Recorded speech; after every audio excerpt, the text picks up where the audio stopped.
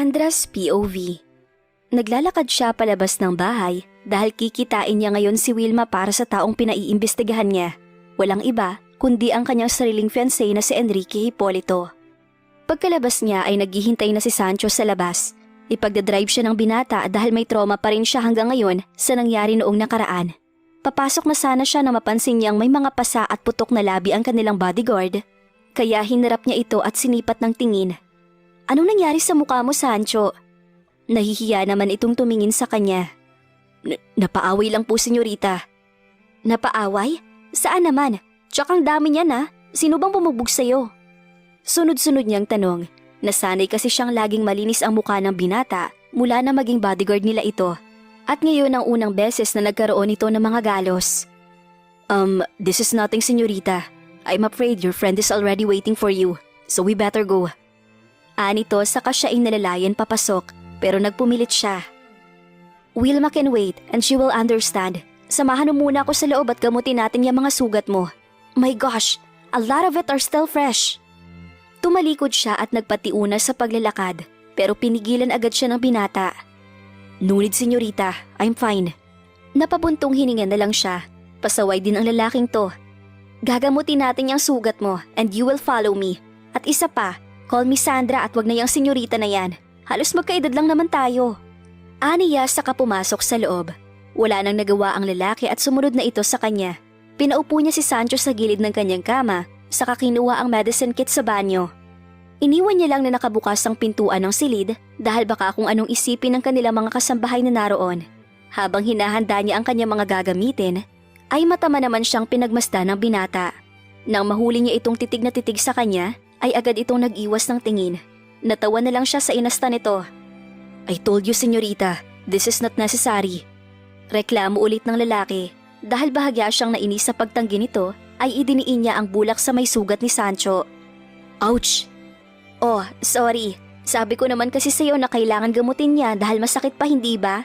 Tsaka diba, sabi ko, Sandra na ang itawag mo sa akin? Kumawala ang isang tipid ng ngiti sa labi ni Sancho at ganon din siya. She finds him cute daw lalo na ang bahagyang pamumula ng pisngi nito na para bang kaharap nito si Crush. Kaya ganon na lang ang reaksyon. Matapos niya itong gamutin ay saka pa sila umalis patungong Lava Cafe para kitain si Wilma. I will wait here outside Sandra. Finally, you're adjusting. I'll be out later on. Bye for now, Sancho. Mabilis siyang sinalubong ni Wilma bago sila naupo sa paborito nilang pwesto. Bakit di mo pinapasok si Sancho, bestie? Hindi ka makapag-concentrate kapag nandito siya eh. Natatawa niyang tugon. By the way, may nakuha ka bang information? Malungkot na umiling si Wilma kaya nadismaya din siya. I really don't understand why there is no information about him, bestie. As in, like he never existed at all. Kwento pa ng kaibigan. Siya man ay nagtataka din. Ano nga kaya ang rason kung bakit napaka-secretive nito na kahit mukha ay pinagdadamot ng binata? Baka masamang tao yan, bestie, kaya nagtatago. Kaagad niya itong pinanlakihan ng mga mata. Maghunos dili ka naman sa pinagsasasabi mo. Kinikilabutan ako sa iyo eh. Kasi naman, ang hirap niyang hanapin. Imagine, I paid the best PI in the country na intelligent na yami pa para lang dyan. Tapos wala man lang nakalap na impormasyon? Baka naman scammer yung PI mo at idinaan ka lang sa papogi effect. Aba hindi ah, that is Theodore Ay sa Actuazon, kaya hindi yun scammer no? Bilyonaryo na din yun, bestie. At saka si daddy ang nag-recommend sa akin nun, kaya legit pa sa legit. Pagtatanggol ni Wilma, napabuntong hininga na lang siya. Hula niya ay wala nang ibang paraan para makilala niya ang fiancé na iyon kundi sa mismong kasal nila. Sandali pa silang namasyal bago siya nagpaalam sa kaibigan dahil tumawag ang mami niya na may importante daw itong sasabihin kaya umuwi na muna siya. Hey, mommy, what's up? Finally, you're home, Iha. I have two good news for you. Anito saka siya excited hinila patungo sa sofa. What is that good news, mom? You seem so happy about it. Your dad is going home. What? Oh God, is it fine for him to be here? Nag-aalala niyang tanong. Even though how much she wanted her father to be here with them, ay mas mahalaga pa rin ang kalusugan nito. Yes, Iha. In fact, he'll be discharged later this afternoon. Really? Yes, At oo nga pala, for the second good news. Pumunta ka sa kwarto mo at tingnan mo yung gown na personal kong hiniling na idisenyo para sa engagement party mo. Nanlaki ang kanya mga mata sa narinig. She'll have an engagement party at malamang na makikita na niya ang kanyang fiancé sa personal. Alangan namang mag-isa lang din siya na magsiselebrate nun, hindi ba? Kaya nung hapon ding iyon, ay muling nakabalik ang kanyang daddy sa kanilang tahanan after months of staying in the hospital. Tuwang-tuwa siya at hiniling pa niya na sana ay makabawi muli ng lakas ng kanyang ama para sa operasyon na tinanggihan na niya. The night of her engagement party came and would be held at the most sought and luxurious hotel in the country, the Golden Scape Hotel na pag-aari ng sikat na mag-asawang Ryder Alexis Minjara at Avery Santillan. "What is this, mommy?" Tanong niya habang hawak ang isang maskara. Lumapit naman ito sa kanya at bahagyang inayos ang kanyang gown. "It's a masquerade team, anak, kaya may ganyan." "What? This is insane, mommy. Saan ka ba makakita ng ganong klaseng engagement party?" Ito na ang pagkakataon niyang makita ang Enrique Hipolito na yon bago ang kasal. Dahil parang wala naman itong planong magpakita tapos ay mapupurnada pa dahil sa pagmamaskara-maskara. Makahulog ang umiti ang mami niya bago sumagot. "Well, maybe your husband loves surprises." Bakit parang kilala na ng mami niya ang kanyang fiancé at siya lang ang hindi? It's unfair dahil ayaw man lang siya nitong sabihan ng tungkol sa lalaki. Ilang beses na niyang kinulit ang mami at daddy niya pero nanatiling tikom ang bibig ng mga ito. Ganun pa man, ay sinunod niya ang team na naturang party. Bumaba siya sa limousine habang inaalalayan ni Sancho. The man was stunning too with his black three-piece suit at itim na maskara. Mapagkakamalan pa yatang silang ikakasal sa ayos nila. Nakasuot siya ng sparkling silver long gown na may malalim na v-neck cut na nagbibigay diin sa kanyang hinaharap. Mayroon itong mga hilera na mga sequin na pinagsama sa mga butil ng pelet. Backless ang gown na nag-expose sa kanyang flawless back body with the long train high slit showing her creamy long legs. Nagsimula siyang maglakad ngunit pagpasok sa hall, napansin niya ang isang pamilyar na silhouette sa sulok ng venue. Natigilan siya kaya nagtaka rin si Sancho na nakaalalay sa kanya. "What's wrong?" Tanong ng lalaki. Nag-angat siya ng tingin dito bago ibinalik ang mga mata sa lugar kung saan siya nakatingin kanina. Pero wala na doon ang pamilyar na figura. "Nothing, Sancho." Hindi na lang niya iyon pinansin at idiniretso ang tingin sa mga sikat na media na nag-aabang na makalapit siya. "Let's go." Nagkikislapan ang kamera ng mga ito upang kuhanan siya ng larawan at pahayag. Everyone wanted the scoop of how come that Senator Emmanuel Hipolito is having a son that will be marrying her. Kahit siya man ay shock pa rin sa balitang yon, agad na nagpunta ang iba pang bodyguards para hindi siya makuyog ng mga ito. Hanggang sa inanunsyo ng MC ang kanyang pagdating, lahat ng mata ng mga taong naroroon ay napunta sa kanyang atensyon. Sa taglay niyang eleganting kagandahan ay hindi maiiwasan ng mga naroon ng paghanga. She can even hear wows in their whisper. Inilibot niya ang kanyang paningin sa paligid. The grand hall was in a dim light. Parang old classic ang tema ng engagement. Pero hindi maipagkakailang sobrang laki na nagasto sa party na to base sa mamahaling decoration at venue. Naroroon na sa stage ang kanyang mga magulang, pati na rin si Don Emmanuel. Kaagad na rin siyang inalalayan siya ng organizer patungo sa backstage upang hintayin ang oras ng kanyang paglabas. Bakas ang tuwa sa boses ng kanyang ama nang magsalita ito ng pasasalamat sa mga naroroon. Pati na rin si Don Emmanuel na madalas poker face ay makikita ang galak na naipinta sa mga labi nito. Anyo ng mga taong may malaking accomplishment na natupad. Hindi nagtagal ay inanunsyo na ang paglabas ng groom-to-be. Sobra na siyang kinabahan. Pakiramdam niya ay pinagpapawisan ng malagkit ang kanyang mga palad. And now, may I present to you our beloved bride-to-be, Miss Sandra Aguilar Fernandez. Anunsyo ng MC. Dahan-dahan siyang naglakad palabas ng backstage at nakatanggap siya ng masigabong palakpakan kaya kahit pilit ay ngumiti siya sa mga naroroon. Habang naglalakad patungo sa gitna ng stage ay sinalubong siya ng kanyang groom-to-be. Bagamat dim light ang ilaw ay naaninig niya pa rin ang matikas nitong anyo na nakasuot ng silver tuxedo. May mask din itong suot at tanging labi at pangalang ng binata ang makikita. Nang papalapit ito sa kanyang kinaroroonan ay parang tumigil ang pag-ikot ng kanyang mundo. Yumukod ito at marahang kinuha ang kanyang mga kamay upang hagkan. Kasabay niyon ay ang paninikip ng kanyang puso dahil sa pamilyar na sensasyong kanyang nararamdaman. Para siyang maiiyak na hindi niya alam kung bakit. You must be Enrique? I am. Anito, pati ang tinig ng lalaki ay sobrang pamilyar sa kanya. Mataman niya itong pinagmasdan hanggang sa hindi na siya nakatiis pa. Who are you, Enrique? Nanginginig ang kanyang boses habang nagtatanong sa kaharap. I am your fiancé, Miss Fernandez. Isn't it too obvious? Sarkastikong tugon ng binata. Iniangat niya ang kanyang kamay upang tanggalin ang maskara ng lalaki, pero masuyo siya nitong pinigilan at dinala sa mga labi ang kanyang kamay. Impit na kilig ang inanin nila sa mga naroroon. They look like romantic couples in the public eye. Mabilis na lumapit ang lalaki sa kanyang tenga at bumulong. Kung gusto mo mapasaya ang daddy mo, huwag kang gumawa ng anumang masama sa publiko. Just play your part, Miss Fernandez, at wala nang iba. Hindi mo kailangan magmadali. Makikita mo ang mukha ko sa kasal natin. Maghintay ka lang. Sobrang pamilyar ng boses na nagsasalita, pero parang hindi. Ang lamig ng bawat katagang binitawan nito ay parang may kalakip na galit na hindi matatawaran. Matapang ang mga mata niyang sinalubong ang tingin nito. Umaasa siyang kahit papaano ay makita niya ang kulay ng mga matang inaasam niyang makitang muli para makumpirma ang kanyang hinala. Subalit hindi. Nagkakamali siya ng inaakala. She was now staring into a pure black deep set of orbs. Hindi nagtagal ay dumating na sila sa parte ng sayawan. Habang nasa mga bisig siya ni Enrique, ay parang tinatangay ng init nito ang kanyang natitirang katinuan. Ibang tao sila at dapat magalit siya kay Elias, pero bakit niya pinatagal ang mga damdaming pilit niyang kinakalimutan?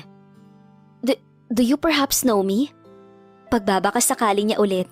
Mahinang tawa ang naging sagot ni Enrique sa kanyang tanong habang patuloy pa rin sila sa pagsasayaw ng malamyos na musika.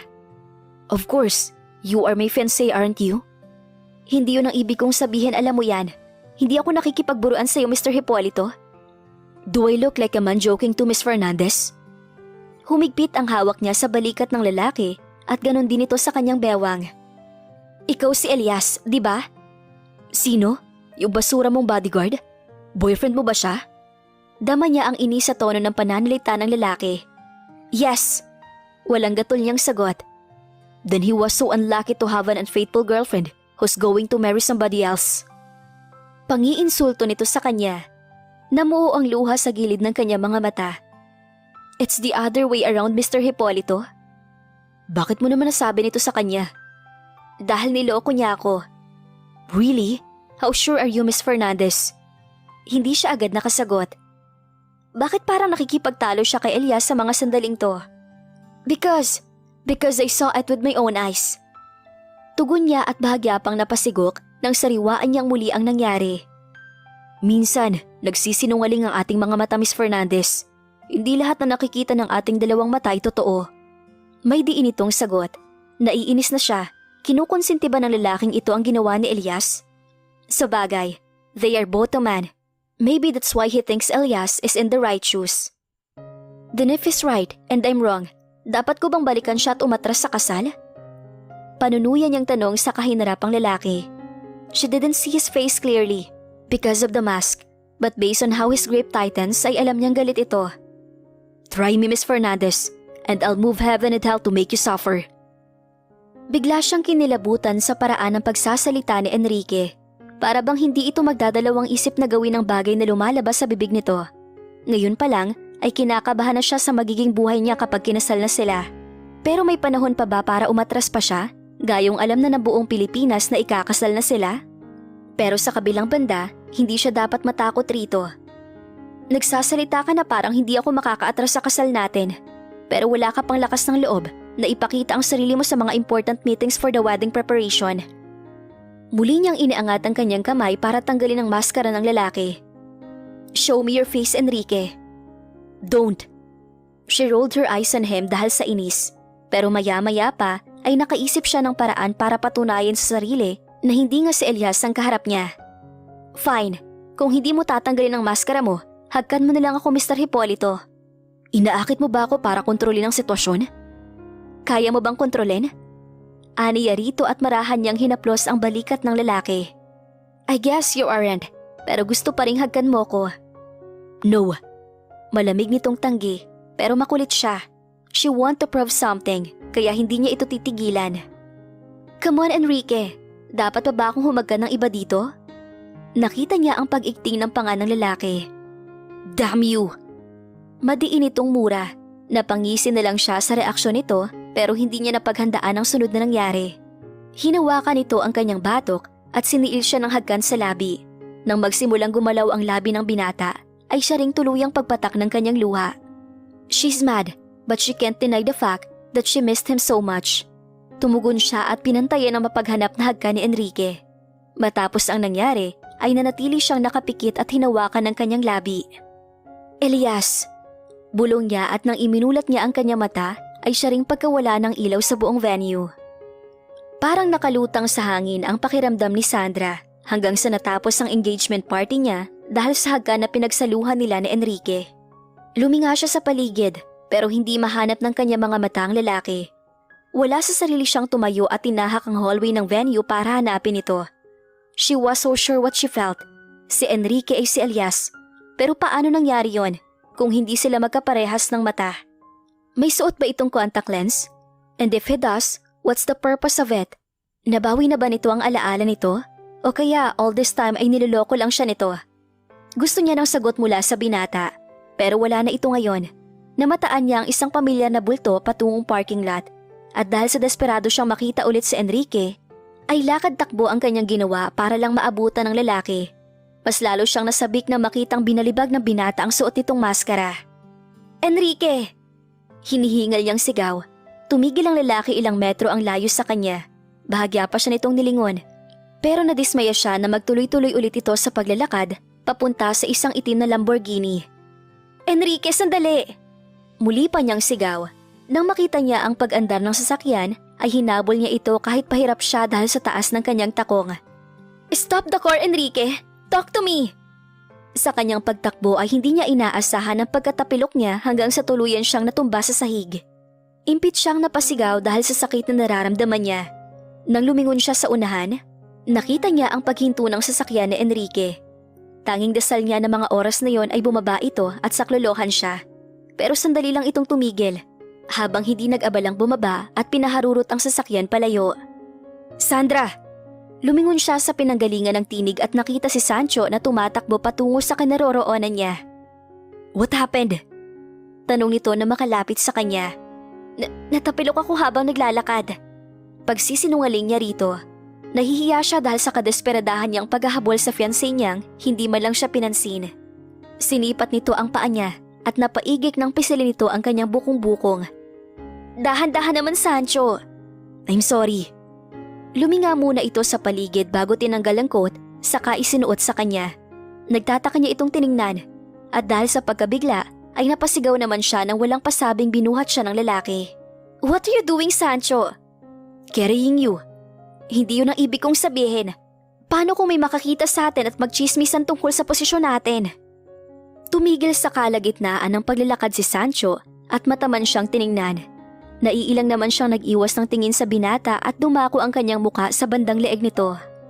Nalanghap niya ang pinaghalong mamahaling pabango at natural na amoy nito sa katawan. Natatakot ka ba na baka magalit ang grumo kapag nakita niya tayong magkasama? Dahan-dahan siyang nag-angat ng tingin sa mukha ni Sancho. He was still looking at her intently plus the position they had ain't comfortable with her. Hindi naman sa ganon. Pagsisinungaling niya rito. But deep inside, kahit na hindi pa siya sigurado sa kanyang kutob, ay ayaw niyang makita sila ni Enrique sa ganoong posisyon. Let him be, Sandra. That Candyman needed a taste of his own medicine upang matunaw ang kanyang kawalan ng nerbiyos. Kumunot ang kanyang noo sa tinura ni Sancho. Anong ibig mong sabihin? Tanong niya pero hindi na sumagot ang lalaki. Bagkus ay maingat siya nitong inilapag sa loob ng sasakyan. Nang makarating ay buhat pa rin siya ni Sancho papasok sa kanilang mansyon.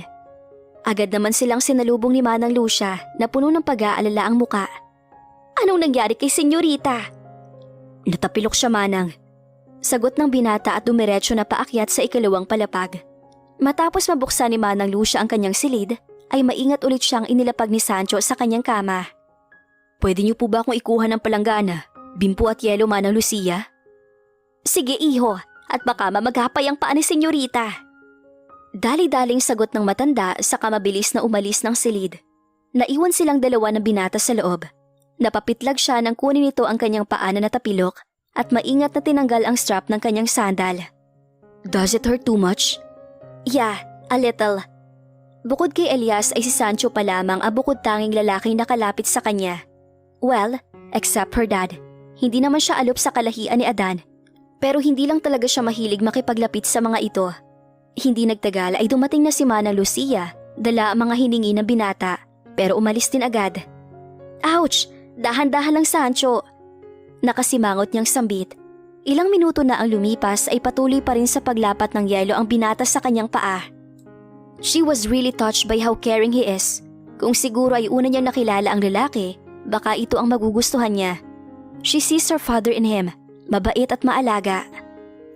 Do you have a girlfriend, Sancho? Mula sa pagkakayo ko ay mabilis na nag-angat ng tingin sa kanya ang binata at umiling. Why didn't you have one? Maybe because I don't like having one? Alanganin itong sagot. That's too impossible to think about. Sa gandang lalaki ng binata ay maraming babaeng mahuhumaling dito. Halos mabali nga ang leeg ng mga kababaihan tuwing kasama niya itong lumabas. You're not lying, are you? Why would I lie about it? Malay ko bang ayaw mo siyang ipakilala sa akin? If I would have one, ikaw ang una kong sasabihan. Agad siyang napangiti sa sinabi ng binata. Hearing something like that reminds her of her younger years, where someone used to say those words to their friends or best friends. Sabi mo yan I swear, Sandra. How about crushes? Siguro naman may nagugustuhan ka, diba? Usisa niya ulit. Hindi niya maintindihan, pero nakita niyang cute ang usapan nila at gustong-gusto niyang tanungin ito. Napansin niya ang bahagyang pamumula ng pisngi ni Sancho, kaya naisipan niya itong tusukin. Ayi! Sino siya? Malamang maganda yan ano? Tipid na lang nang umiti ang binata at ibinaling ang tingin sa kawalan. Yeah, beautiful is an understatement to describe her. Naks naman, mukhang in love ang bodyguard ko Bakit hindi mo na lang siya ligawan? Isang buntong hininga ang pinakawala ng binata bago ibinaling ang tingin sa kanya. Dahil ikakasal na siya at alam kong hindi ko na kayang nakawin ang puso niya. She can sense the pain in his words and she felt sad for him. Bakit hindi na lang ito ang pinili ng babae? Pero kung sa bagay, siya nga mismo ay hindi alam kung paano turuan ng pusong makalimutan si Elias. Malamang, ganun din ang babaeng nagugustuhan ito. I'm sorry sa naitanong ko, Sancho. Nalungkot ka tuloy sa kakulitan ko. Nakonsensyo siya lalo na ngayong bumalate ang sakit sa mga mata ng binata. Marahan niya itong hinila papalapit sa kaniyakap at hinaplos ang likod. Ramdam niya ang hindi pagkibo ng binata kaya bahagya siyang napangiti. Huwag kang mag-alala, Sancho. Makakahanap ka rin na babaeng magmamahal sa'yo. I hope so too. Mahinang anas nito. Matapos ang madramang pag-uusap nila, ay muli pang hinilot ni Sancho ng kanyang paa bago tumayo at iniligpit ang palanggana at yelo. You should sleep now, Sandra. I'll call Manang Lucia to help you change clothes. Ngumiti siya sa binata. Thank you for tonight, Sancho. I had a nice time and talk with you. Madamdamin niyang sambit. Thank you to Sandra. And good night. Nang makaalis ang binata sa silid niya, ay ibinaling niya ang tingin sa bintana ng kanyang silid, kung saan tumagos ang isang sinag ng buwan. Hindi siya makapaniwala sa walang pagka-gentleman ng fiancé niya at hindi man lang siya tinulungan kanina. Enriquez POV. Mabilis siyang naglakad patungo sa kanyang minibar at hinagip ang kahit anong alak na nahawakan niya. Sa kainisang lagok, kinasusuklaman niya ang eksenang nakita niya 1 oras lang ang nakalipas. He chickened out nang makita niya si Connor na papalapit kay Sandra, kaya imbis na tulungan ng dalaga ay iniwan niya ito. Malakas ang kanyang pagkakalapag sa bote kaya lumika iyon ng ingay sa buong paligid. What's with that face? Matalim ang mga mata niyang tumitig sa lalaking nakatayo, hindi kalayuan sa kanya. Damn, how did you get in here? Through the door, I guess? Nakangisi nitong sagot saka naglakad patungo sa couch at pabagsak na naupo. You can pass as a thief. Ngumisi naman ang kaibigan niya habang prenteng nakaupo. Sa tingin ko, hindi nagawa ni Isaac na maayos ang kanyang trabaho sa pagkakataong ito tungkol sa iyong seguridad. Nicole even bypass it. Yeah, as if hindi ko alam na nandito si Tuazon kasama mo. Sarkastiko niyang tugon na naging hudyat para lumabas ang isa pang figurang nagtatago sa likod ng wine shelves niya. Zopman, did you enjoy your unique engagement? Nakakalokong umisi si Isaac at umupo sa couch katabi ni Rain. Napailing na lang siya. Wala talagang tamang etiquette ang mga kaibigan niya na hindi pumasok sa bahay ng kung sino. Pinili na lang niyang wag sumagot sa tanong nito. Above all his friends ay si Isaac ang pinakamakulit at palatukso besides Zeus. I guess it didn't go well. Bulong nito kay Ray na rinig naman niya. Could you just shut up and leave? Naiirita niyang taboy pero nagtawanan lang ang dalawa. No man, we'll stay here tonight. Remember, ikakasal ka na next week kaya sulitin natin ang pagiging bachelor mo. Mababae kaya tayo or mag-stag party sa buong linggo. Enrique can even pay hundreds of women kaya hindi problema yon. Nakangising suhestyon ni Rain. Agad naman itong binatukan ni Isaac. Ayaw na ni Enrique mababae. One woman na daw siya? Really? Do you love Sandra, Enrique? Tiningnan niya si Rain na para bang isa itong alien. What is this crazy creature talking about? I'm marrying her dahil yun ang plano, Rain, at hindi yung love na sinasabi mo. Mas lalo siyang nainis nang dahil sa hindi pa rin nawawala ang ngisi sa mukha ng bugok na to. Talaga lang ha? Kahit ba sabihin ko magkayakap si Connor at Sandra sa sariling kwarto niya? Tanong naman ni Isaac na nagpaangat ng kanyang kilay. Are you playing with me, Isaac? No. Tugon nito saka inaabot sa kanya ang dalang mini tablet. Kuyom ang kanyang palad sa kanyang nasaksihan. He saw Sandra pull Connor for a hug. Damn. Ito ba ang definisyon ng sinabi ni Sandra sa isla na mahal siya nito? Yayakapin ng isa pang lalaki pagkatapos siyang iwan ng walang salita at mas malala pa na nagmumukha siyang baliw? Isang malaking kalokohan. Hindi niya maipaliwanag ang galit na nararamdaman niya ngayon. Ngayon ay sigurado na siyang pinaglalaroan ni Sandra ang nararamdaman niya. How did you get this? Are you secretly watching Sandra? May gusto ka din ba sa kanya? Marahil ay ramdam ni Isaac ang kanyang matinding galit. Kaya itinaas nito ang mga kamay bilang pagsuko. Wow, I didn't, Enrique. Nakita ko na lang silang sabay na umalis habang nasa security system ako ng hotel. Kaya naman sinubukan kong ihack ang CCTV ng Fernandez household at nakita kong umakyat si Connor kasama ang babae mo. Nasapo niya ang kanyang noo habang nagagalit ang kanyang bagang. Just wait, Sandra.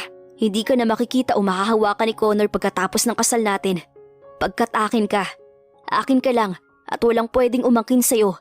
Gagawin ko ang lahat para ipagdamot ang babae sa pwedeng umagaw sa kanya.